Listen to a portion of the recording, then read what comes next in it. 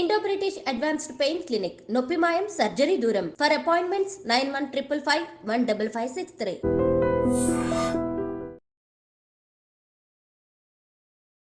అందరికీ నమస్కారం. నేను Swaroopa Potlapalli. Welcome to I dream.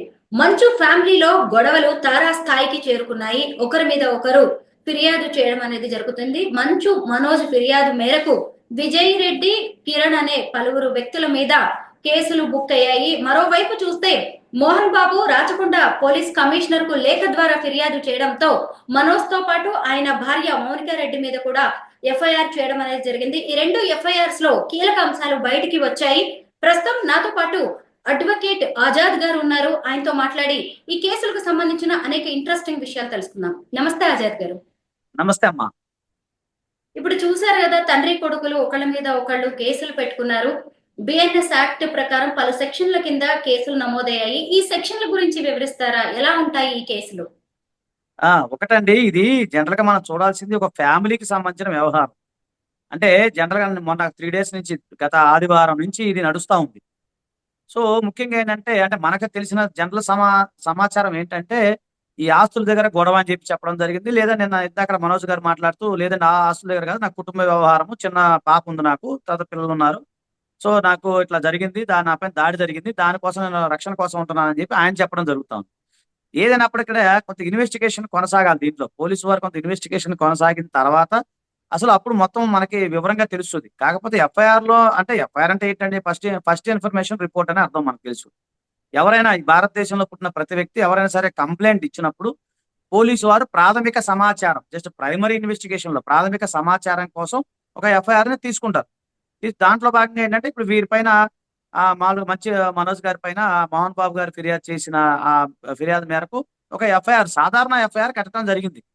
So దాంట్లో సరే 359 మామూలు బిఎన్ఎస్ సెక్షన్ కొత్తగా మారింది కాబట్టి ఏం లేదండి, క్రిమినల్ ట్రేస్ పాస్. బిఎన్ఎస్ అంటే లేదు, 359 అంటే క్రిమినల్ ట్రేస్ పాస్ కింద. అలాగే క్రిమినల్ ఇంటిమిడేషన్ అంటే ఉద్దేశపూర్వకంగా ఆ ఇంటిలోకి ప్రవేశించడం. అలాగే త్రీ అంటే ఆ బిఎన్ఎస్ ప్రకారం చూసుకున్నట్లయితే ఇది మూకుమ్మడిగా. సో ఏలే సింపుల్ అంటే ఉద్దేశపూర్వకంగా ఆయన ఇంట్లోకి వీళ్ళు ఎంటర్ అయ్యారు. సో అది సెక్షన్, అది దానికి సంబంధించిన వ్యవహారం, అది క్రిమినల్ సంబంధించిన వ్యవహారం. సో సివిల్ మ్యాటర్ అంటే ఒకటే గుర్తుపెట్టుకోండి, భారతదేశంలో పుట్టిన ప్రతి హిందూ పురుషుడికి సంబంధించిన ఆస్తిలో ఎవరికి రైట్ ఉండదు. ఇది మీరు గమనించాలి. ఇప్పుడు నేను సంపాదించిన ఆస్తి ఏదైతే ఉందో నా కొడుకు కూడా రైట్ ఉండదు, ఈవెన్ నా భార్యకు కూడా రైట్ ఉండదు, నా భార్య బిడ్డలకు కూడా రైట్ ఉండదు. నేను సంపాదించిన నా ఆస్తి నా ఇష్టం వచ్చినట్టు నేను ఎవరికైనా ఇచ్చుకోవచ్చు, దారిని పోయే దానయ్య కూడా ఇచ్చుకోవచ్చు, ఏదైనా ఎంజాయ్ చేయొచ్చు, సెల్ఫ్ ఎక్వైర్ ప్రాపర్టీ అయితే. సో నేను ఏమనుకుంటే, దీని ఫస్ట్ కాంచి నేను గమనిస్తా ఉన్నాను ఏంటంటే, ఈ సంబంధించిన వ్యవహారం, ఆస్తికి సంబంధించిన వ్యవహారం, ముఖ్యంగా ఏదో కొన్ని సంబంధించిన ఏవైతే కీలకమైన ఆస్తులు ఏవైతే ఉన్నాయో దాంట్లో గొడవ స్టార్ట్ అయింది అనేది అంటే మనకు వచ్చిన వార్తలు. కాకపోతే మరి దానికి సంబంధించి వాళ్ళకి సంబంధించిన కుటుంబ పెద్దలు, అలాగే రాజకీయ ప్రముఖులు, తర్వాత సినీ రంగ ప్రముఖులు, వీళ్ళందరూ కూడా కూర్చుని ఏదో మాట్లాడుతున్నట్టున్నారు. సో అది ఒక భాగం పెడితే, మనం లీగల్ గా పోతే దీనికి సంబంధించిన లీగల్ వ్యవహారాలు మనం చూసుకున్నప్పుడు సివిల్ కి సంబంధించిన అది మ్యాటరు. క్రిమినల్ ఏంటంటే, ఎవరైనా సరే దాడి చేస్తే, ఇప్పుడు ఉదాహరణకి అతను ఎవరు విజయ్ రెడ్డి అని లేకపోతే కిరణ్ అనే వాళ్ళు ఈయన మీద దాడి చేశారని చెప్పి, ఆ ఇంట్లోకి అక్రమంగా చొరబడ్డారని చెప్పేసి, చొరబడినప్పుడు ఇతనికి అంటే వాళ్ళని అడ్డుకునే సమయంలో ఇతను కూడా గాయాలైన అని చెప్పేసి మనకు కనపడతా ఉంది. అది కూడా ఏముండదండి, అది కూడా జనరల్ గా చెప్పాలంటే ఇతను కొట్టినందుకు జనరల్ గా ఏదైతే ఉందో, ఇతను కొట్టినందుకు, ఇతనిపై దాడి చేసినందుకు ఆ సెక్షన్ కింద అతను విజయ్ రెడ్డి అతను ఎవరో ఉన్నారు కదా కిరణ్ పైన కేసులు నమోదయ్యే అవకాశం ఉంది, ఆ ఎఫ్ఐఆర్ విషయంలో మాట్లాడుకుంటే. రెండోది, అది కూడా క్రిమినల్ సంబంధించిన క్రిమినల్ ట్రేస్ పాస్ అవుతుంది. అంటే ఇప్పుడు మా ఇంట్లో ఉంది, మీ స్టూడియో ఉంది, ఎవరైనా ఉన్నారు, ఎలాంటి పర్మిషన్ లేకుండా అక్రమంగా చొరబడినందుకు దీనికి క్రిమినల్ ట్రేస్ పాస్ అంటారు. ఓకేనమ్మా. సో క్రిమినల్ గా ట్రేస్ పాస్ కాబట్టి సేమ్ ఆ విజయ్ రెడ్డి ఎవరో కిరణ్ XYZ ఎవరైతే ఉన్నారో 9 మంది అంటున్నారు, వారిపైన కూడా అదే నమోదయ్యే అవకాశం ఉంది. అలాగే ఇతని పైన దాడి జరిగితే, ఒకవేళ ఇతను ఆ దాడి కనుక సివియర్ కనుక జరిగినట్లయితే అటెంప్ట్ టు మర్డర్ కింద జరిగే అవకాశం ఉంటుంది. జనరల్ గా ఏంటంటే IPC 324 కింద మామూలుగా నమోదు చేస్తారు, అంటే కొట్టినట్టు తిట్టినట్టుగా సంబంధించి. అలాగే ఒక హిందూ పురుషుడు కనుక తను జీవించి ఉన్న కాలంలో ఆస్తిని ఆయన ఇష్టం వచ్చినట్టు చేసుకోవచ్చు. లేదు, ఒక హిందూ పురుషుడు మరణించిన తర్వాత మాత్రమే అది వాళ్ళ యొక్క వారసులకు వస్తుంది. దట్టు ఆ హిందూ పురుషుడు వీలునామా వ్రాయకుండా మరణించాలి. ఈ పాయింట్ నోట్ చేసుకోండి. ఎవరైనా ఒక హిందూ పురుషుడు కానీ స్త్రీ కానీ, ఎవరైనా సరే హిందూ పురుషుడు కానీ స్త్రీ కానీ తనకు సంపాదించిన సెల్ఫ్ ఎక్వైర్ ప్రాపర్టీ ఏదైతే ఉందో వీలునామా కనుక వాళ్ళకి సంబంధించిన లీగల్ హెయిర్స్ ఎవరైతే ఉన్నారో వాళ్ళకి వెళ్తుంది తప్ప, ఈ వీలునామా కనుక ఆయన రాసినా కూడా లేదు బతుకున్నప్పుడు మొత్తం ఆయన ఎంజాయ్ చేసినా కూడా దాన్ని ఎవరు అడిగారు హక్కు అయితే భారతదేశంలో అయితే లేదండి.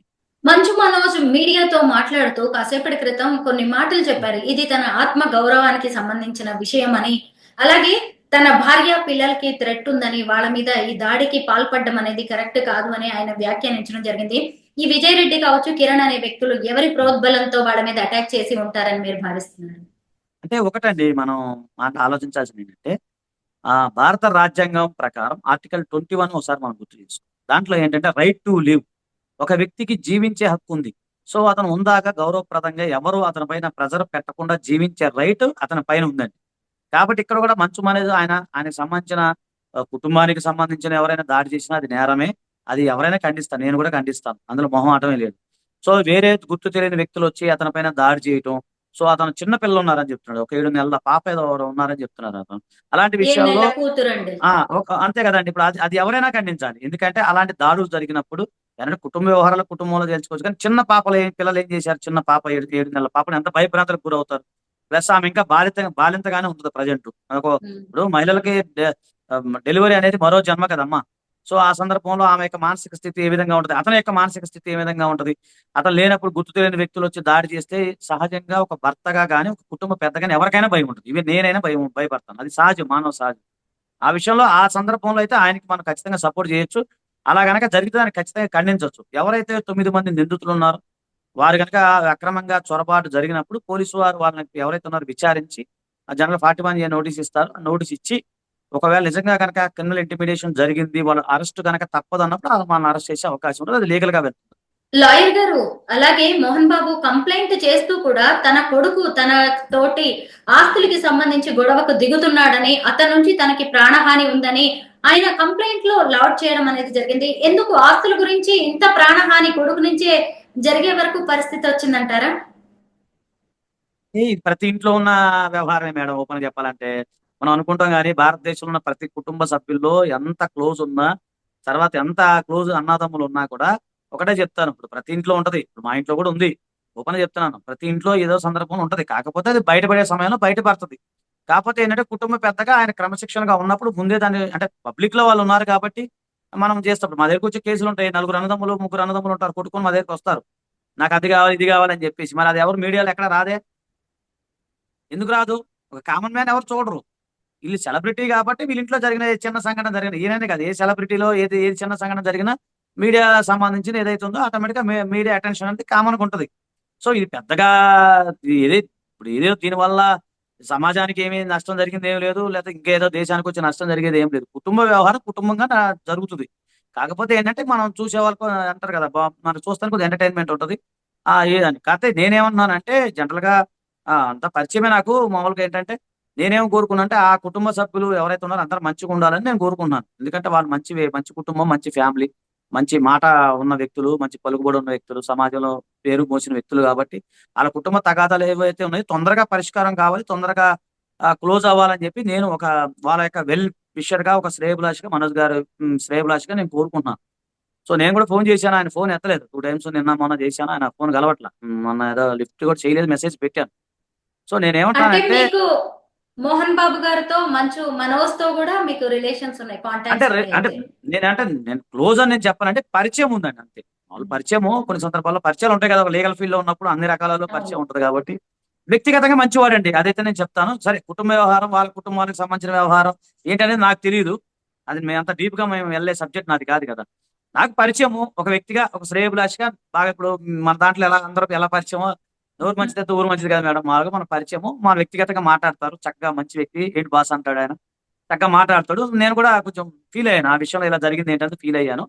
సో అది వ్యక్తిగతం. కానీ లీగల్ గా నేను ఏమంటున్నానంటే లీగల్ గా ఉన్న విషయాలు ఏవైతే ఉన్నాయో అది కుటుంబ మధ్యలో, కుటుంబ పెద్దలుగా వాళ్ళ మధ్య ఏదైనా ఉంటే క్లోజ్ చేసుకోవాలి.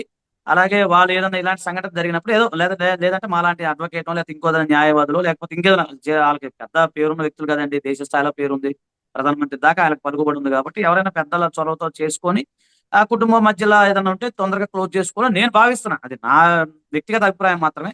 అలా జరగాలని కోరుకుంటాం. ఎందుకంటే ఎవరింట్లో జరిగినా కూడా, ఇప్పుడు ఈవెన్ మన ఇంట్లో జరిగినా, మా పెద్దమ్మ ఇంట్లో, పెదనాన్న ఇంట్లో, లేదా మా చుట్టాల ఇంట్లో జరిగినప్పుడు కూడా మనం ఏమంటాం, సర్ది చెప్తాం. ఎందుకురా ఇప్పుడు ఇంటి గుట్టు గడప దాటకూడదు అంటారు కదమ్మా. సో ఉమ్. ఇంటి గుట్టు గడప దాటద్దు చేసుకోవాలని చెప్తారు, ఎవరైనా సలహా చెప్తారు. నేను కూడా అదే కోరుకున్నా, మీరు అదే కోరుకోవాలి, అందరం అదే కోరుకున్నాం. కాకపోతే లీగల్ అంశాల పట్ల ఏంటంటే కొంచెం జనాభాకి అవేర్నెస్ కలిగి ఉండాలి. లీగల్ అంశాల పట్ల ఈ అవగాహన కార్యక్రమం ఎందుకు చెప్తున్నానంటే, మళ్ళీ చెప్తున్నా, హిందూ పురుషుడు అనే వ్యక్తి సంపాదించిన ఆస్తులు ఎవరికి రైట్ ఉండదు. కాబట్టి మన తల్లిదండ్రులను గౌరవించాలి. ఆ, ఆస్తి కోసమో లేకపోతే ఇంకో దానికోసం తల్లిదండ్రులు ఇబ్బంది పెట్టకూడదు, ముఖ్యంగా తండ్రిని అసలు ఇబ్బంది పెట్టకూడదు. ఎందుకంటే ఆయన కష్టపడి పైకి వచ్చాడంటే మీకు తెలియదు ఏముంది, ఆయన చాలా ఉమ్. కష్టపడి ఒక మారుమూల పల్లె నుంచి కష్టపడి ఎన్ని ఆయన చెప్తారు కదా, ఆయన ఇంటర్వ్యూలో నేను చూశాను, అంటే నాకు పరిచయంగా వ్యక్తిగతంగా ఏం లేదు కానీ ఇంటర్వ్యూలో చూశాను కదా, ఆయన కార్ షీట్ లో పనుకొని ఎన్నో ఒకసారి సూసైడ్ చేసుకుందాం అని చెప్పి ఎన్ని బాధలు పడి ఆయన పైకి వచ్చాడు. మరి అలాంటి వాళ్ళని మనం గౌరవించాలి కదండి. కష్టపడిన వాళ్ళందరికీ మనం రెస్పెక్ట్ ఇవ్వాలి. చాలా మందికి సేవ చేస్తా ఉన్నారు ఆయన. ఒక ఎంపీగా ఎంతో మందికి సేవ చేశారు. ఆ కుటుంబ పరంగా చాలా క్రమశిక్షణ ఉన్న వ్యక్తి, మహానుభావుడు ఆయన. సో మరి ఇలాంటిది ఎందుకు జరిగింది ఏంటనేది ఇంకా దీనికి సంచి డీప్ గా పరిశీలన జరగాలి. మరి ఇంక 2-3 రోజులు ఇంకా వార్త ఏమైనా వస్తుందని చూద్దాము. నేనేమన్నానంటే అంత దాకా రాకుండానే కుటుంబ సభ్యులు అందరూ కూర్చొని క్లోజ్ చేసుకుంటే బాగుంటుందని జనరల్ గా నేను చెప్పే ఒపీనియన్. సో ఇది ఇది ఈ కుటుంబం కాదండి, ఏ కుటుంబంలో జరిగినా కూడా మనం ఈ కోర్టు వ్యవహారం ఇవన్నీ కూడా ఏంటంటే కొంచెం లీగల్ ప్రొసెసర్ చాలా టైం పడుతుందండి. చాలా టైం పడుతుంది, ఒక రోజులో తేలే వ్యవహారాలు కావు. ఇప్పుడు ఇవన్నీ చూస్తాం కదా, మన పార్టీషన్ సూట్లు ఫైల్ చేస్తుంటారు, మా దగ్గరికి వస్తుంటారు. ఇవన్నీ ఎక్కడ అందరి కుటుంబంలో ఉండేయండి. ఆస్తి తగాదాలని అందరి కుటుంబంలో ఉండేవి కదండి. పూర్వం రాజుల కాంచి మనం చూస్తా ఉన్నాం. అప్పుడు రాజ్యాధికారం కోసం కొట్టుకునేది, ఇప్పుడు ఆస్తుల కోసం కొట్టుకున్నారు, తర్వాత పదవుల కోసం కొట్టుకున్నారు. మనకు తెలియదు ఏముంది సార్, ప్రతి ఇంట్లో ఉన్న వ్యవహారమే. అంటే ఒకటేంటి, ఇది పెద్దగా పెద్దగా ఏదో నష్టం అది జరిగేది అయితే కాదు, కానీ కుటుంబ వ్యవహారం కొంచెం బయటపడింది అంతే. నేను అనుకుంటాం, అట్లా అనుకుంటున్నానండి. చెప్పండి. లాయర్ గారు, మీరు ఇందాక ఒక మాట అన్నారు, ఏ వ్యక్తి అయినా సరే తన కష్టార్జితం మీద తనకి మాత్రమే హక్కు ఉంటుంది, ఏ కొడుకులు కూడా ఆశించడానికి ఎవరికి హక్కు ఉండదు అని చెప్పారు కదా. ఇప్పుడు మనం అవునండి, అది వాస్తవం. మోహన్ బాబు గారి ప్రొఫైల్ చూసినప్పుడు ఖచ్చితంగా ఇదంతా కూడా ఆయన కష్టార్జితం లాగే అవును. కనిపిస్తోంది. ఆయన ఎలాంటి గాడ్ ఫాదర్ లేకుండా మూవీ ఇండస్ట్రీలో తనంతట తానుగా ఎదిగారు. ఇప్పుడు ఆస్తుల విషయంలో గొడవ జరుగుతుందని చెప్తున్న ఈ ఆస్తులు కూడా దాదాపు ఆయన సొంతంగా సంపాదించుకున్నవే. ఇప్పుడు అవునండి. తిరుపతి స్కూల్ అవును. కావచ్చు, డీమ్డ్ యూనివర్సిటీ కావచ్చు, ఉమ్. ఇతర ఆస్తులు. అయితే దీని విషయంలో మంచు విష్ణు గాని, మంచు మనోజ్ గాని ఆయన్ని డిమాండ్ చేసే హక్కు వీళ్ళకి ఉంటుందంటారా మీరు చెప్పిన ప్రకారం? ఒకటండి, ఇప్పుడు సరే వాళ్ళు సినిమా యాక్టర్స్ అన్ని పక్కన పెడితే ఒక కుటుంబ వ్యవహారం, అది కుటుంబం ఉంది కదా. సో ఇప్పుడు మోహన్ బాబు గారికి సంబంధించి 2,000 కోట్ల రూపాయలు ఆస్తి అంటున్నారు. మనకు తెలియదు కానీ ఎక్కడో పేపర్లు చూడటం మనకు అంత నాలెడ్జ్ లేదు. సరే ఎంతనా కానీ, అది ఎంతనా కానీ అది ఏదైతే ఉందో ఉమ్, ఆయన ఇష్టం అండి. మళ్ళీ మళ్ళీ చెప్తాను, ఆయన ఇష్టము. ఆయన ఎవరికైనా ఇచ్చుకోవచ్చు. వాళ్ళ మనవళ్ళు ఉన్నారు, మా మనవరాలు ఎవరో ఉన్నారంట, అంటే నాకు తెలిసి చెప్తున్నాను. ఎక్కువ ఆడపిల్లలకి ఆయనకి అభిమానం, ఆడపిల్ల అంటే ఆయనకి అభిమానం కావచ్చు అవును, ఎక్కువ నేను వాళ్ళకి. చూశానండి ఇంటర్వ్యూలో. అది నేను చూడటమేనండి, మనం కూడా కూతురికి పేపర్ ఇక్కడ. ఆ, చెప్పండి. నేను ఈ క్వశ్చన్ మళ్ళీ అడుగుతాను నేను మిమ్మల్ని, ఓకే, అయితే ఓకే, దీనికి ఓకే. నాకు సమాధానం చెప్తే. అదేనండి, దీనికి సమాధానం ఏంటంటే ఒకటేనండి, మళ్ళీ చెప్తున్నాను. మోహన్ బాబు గారు కష్టపడి సంపాదించుకున్న ఆస్తి ఏదైతే ఉందో అది ఆయన ఇష్టం.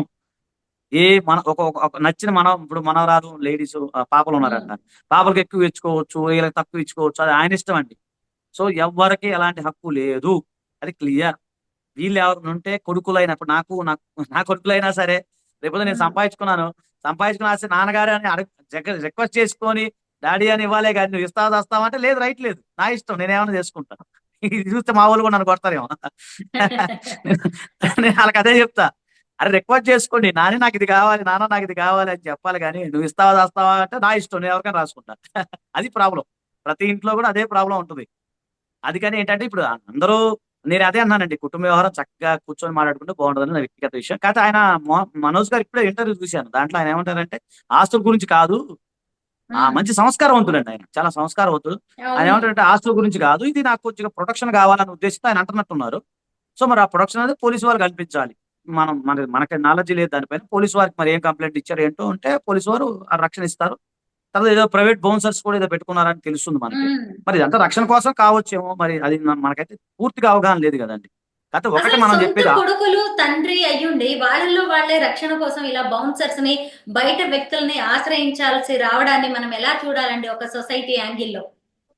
నమ్మకం అండి, అంతే. నమ్మకం కోల్పోవటమేనండి.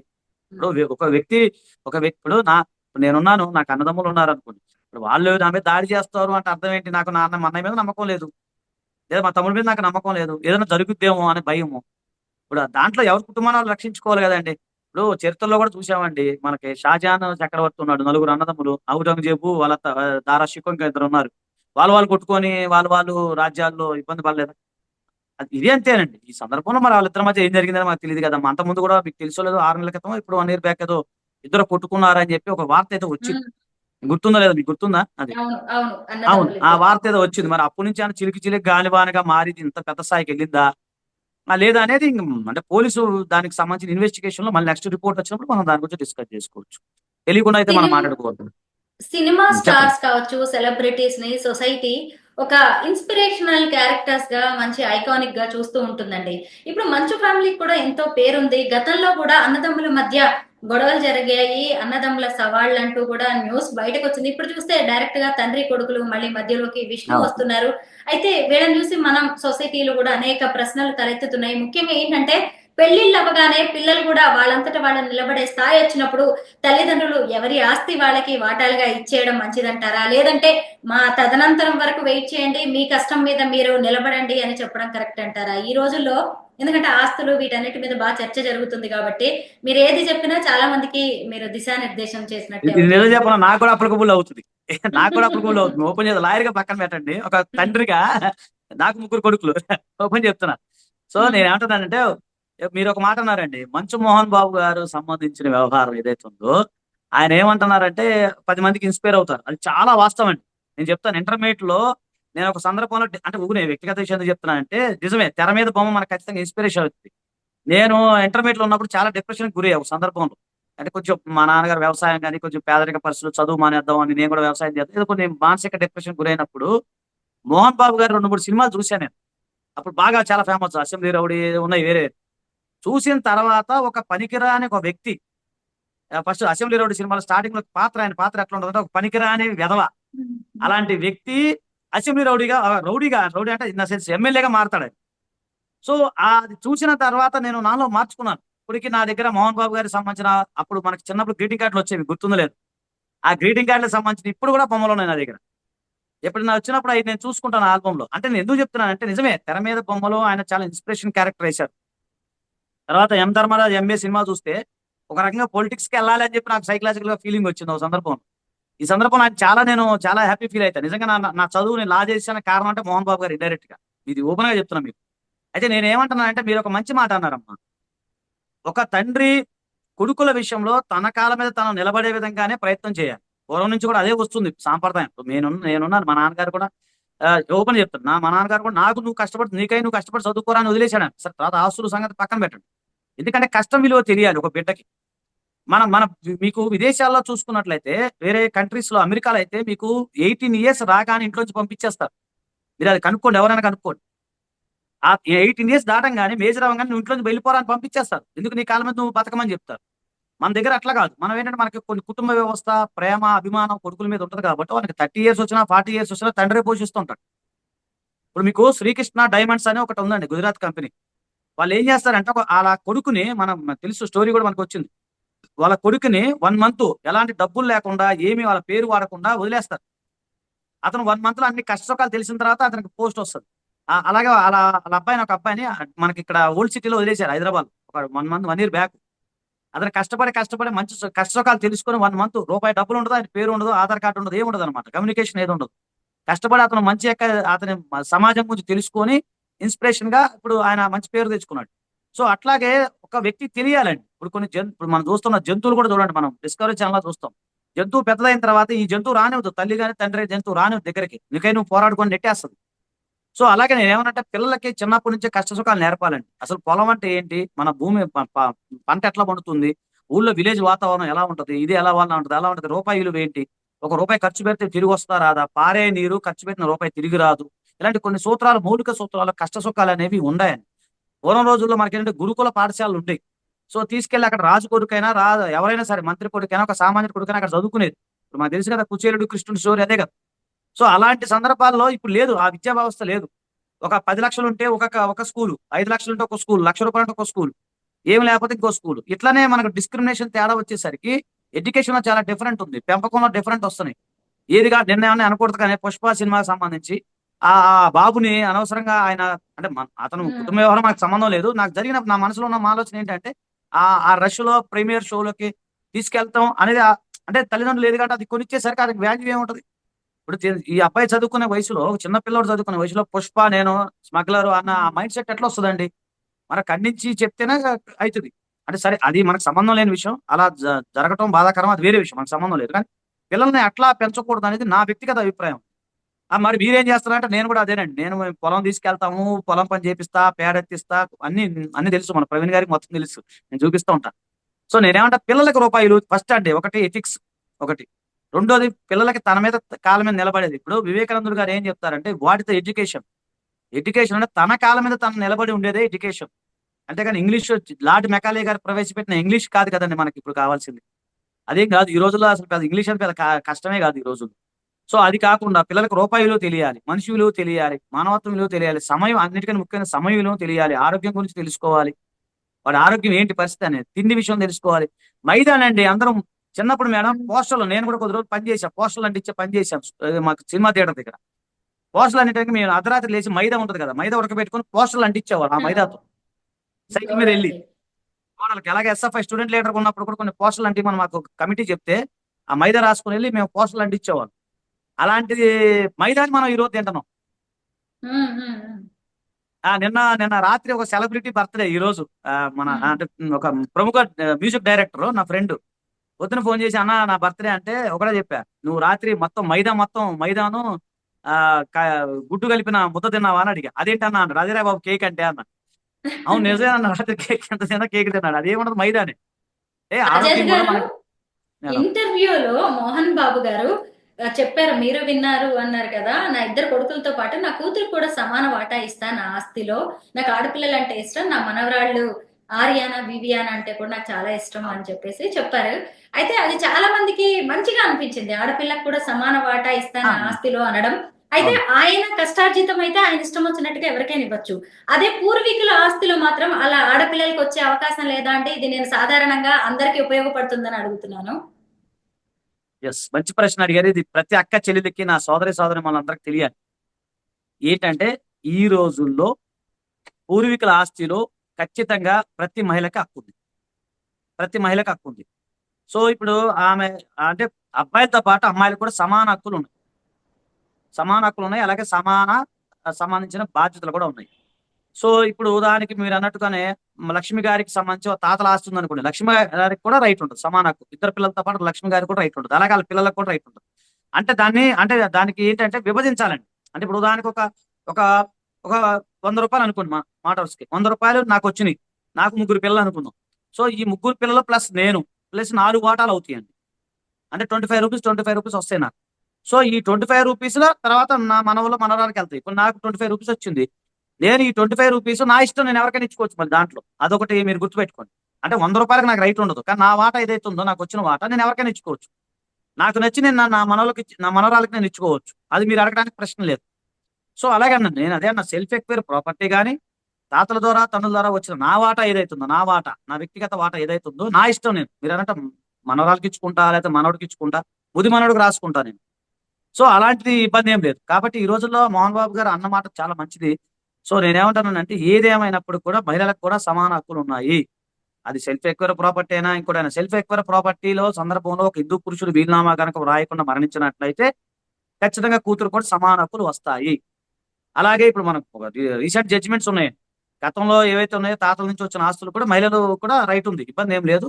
కాబట్టి ఆయన అన్నమాట వాస్తవమే. ఆయన మంచి పెద్ద హృదయంతో కూడా ఆయన ముందుకు వచ్చారని నేను అనుకుంటున్నానండి. మోహన్ బాబు గారి ఇంట్లో జరుగుతున్న ఈ ఆస్తి గొడవల్ని సమాజం అంతా ఎంతో ఆసక్తికరంగా ఎదురు చూస్తోంది. బాధపడే వాళ్ళు బాధపడుతున్నారు, ఇలా జరగకూడదు అని. అయితే ఇప్పుడు మీరు ఈ ఈ తండ్రి కొడుకులు అనేవాళ్ళు ఈ ఆస్తి వివాదాన్ని లేదంటే ఈ గొడవల్ని ఎలా క్లియర్ చేసుకుంటే మంచిది అంటారు? ఒక తండ్రిగా మీరు ఏం చెప్తారు, ఒక లాయర్ గా ఏం చెప్తారు? అంటే అది రాజీకి వెళ్ళడం మంచిదా, లేదంటే లీగల్ గా వెళ్ళమంటారా? లీగల్ గా వెళ్ళిన రైట్ లేదు కదమ్మా. ఇప్పుడు నేను చెప్పేది అదే. ఇప్పుడు మనోజ్ అయినా, విష్ణు గారైనా, లేకపోతే మా లక్ష్మి గారైనా, ముగ్గురు వెళ్ళి నేను కోర్టుకి వెళ్తా అంటే రైట్ లేదు. ఎందుకంటే సెల్ఫ్ ఎక్వైర్ ప్రాపర్టీ సార్ది. సో దాని గురించి ఇబ్బంది లేదు. ఇంకా ఈ కేసులు అంటారా, ఇవన్నీ ఏముంటాయి, టీ కప్పులో తుఫాన్ లేండి, ఇవన్నీ ఏముంటాయి, 2 రోజులు అయితే అందరూ మర్చిపోతారు. ఈ పెద్ద కేసులు ఏం కాదు. ఏదో 40 మంది నోటీస్ ఇస్తారు, ఎంక్వైరీ చేస్తారు. ఒకవేళ వాళ్ళిద్దరు కాంప్రమైజ్ అయితే లోక్ అదాలత్లో క్లోజ్ చేసేస్తారు, లేదా ఇనిషియల్ స్టేజ్ లోనే క్లోజ్ చేసేస్తారు. కాంప్రమైజ్ అయిపోతే అంత పెద్దగా ఏం జరగవు. కాకపోతే ఏంటంటే సైకలాజికల్ ఇంపార్టెంట్ ఇక్కడ. నేను అనేది మానసిక Emotions. మనస్పర్ధల్లో అది నేను చెప్పేది. ఇవి లీగల్ అంశాలే పెద్దగా ఏమి ఉండవండి. ఒకవేళ కేసు వేస్తే తాతల ద్వారా ఆస్తుంటే వేస్తారు, పార్టిషన్ సూట్ ఫైల్ చేసుకుని అలా వస్తుంది. ఏందో self acquire property Mohan Babu గారిది. సో ఆయన ఇష్టం, ఆయన ఎవరికైనా ఇచ్చుకుంటాడు. అది కూడా వీళ్ళకే నష్టం అలా లీగల్ గా వెళ్ళినా. ఈ చిన్న చిన్న అంటారా ఈ క్రిమినల్ ట్రేస్ పాస్ అవి ఏముంటావండి, అవి ఏం నడుస్తాయండి? ఏముంటుంది దానికి పెద్దగా ఏముంటుందండి? వెళ్తారు, కాంప్రమైజ్ అయిపోతారు, రాజీకి వచ్చేస్తారు. కాకపోతే నేను చెప్తున్నా కదా, మానసిక స్థితి మెయిన్, సైకలాజికల్ ప్రాబ్లమ్సే ఇవంతా. నేను అనుకున్న నా సైకాలజీ చెప్తున్నాను, సైకలాజికల్ ప్రాబ్లమ్స్ ఇలాంటి ఏంటంటే కూర్చొని షార్ట్ అవుట్ చేసుకుని క్లీన్ అయిపోతుంది. ఏముంటుంది, ఆయన ఎన్నో కష్టాలు చూసాడు, ఇది పెద్ద కష్టం కాదని నేను అనుకుంటున్నాను ఆయనకి. అయితే ఇక్కడ ఇంకొకటి చేశారండి ఈయన మనోజ్. ఏమంటున్నారంటే, ఎందుకంటే ఈయన కంప్లైంట్ చేయగానే, మోహన్ బాబు గారు కంప్లైంట్ చేయగానే ఆయనకి సెక్యూరిటీని ఇచ్చారు. నా కంప్లైంట్ అయితే పట్టించుకోవట్లేదు. మోహన్ బాబుకో న్యాయం, మనోజ్ కో న్యాయమా అంటున్నారు. మరి సెక్యూరిటీ విషయంలో ఒకటండి, మరి ఇద్దరికి సమాన ప్రాధాన్యత ఉండాలి కదా. అవునండి. అది మరి అంటే పోలీసు వారు ఎంక్వైరీ చేస్తున్నట్టున్నారు. అంటే ఎవరికి రక్షణ లేదు అనే దాన్ని బట్టి పోలీసు డిస్క్రిషన్ పవర్ అండి. అది మీరు నేను చెప్పడానికి కూడా లేదు.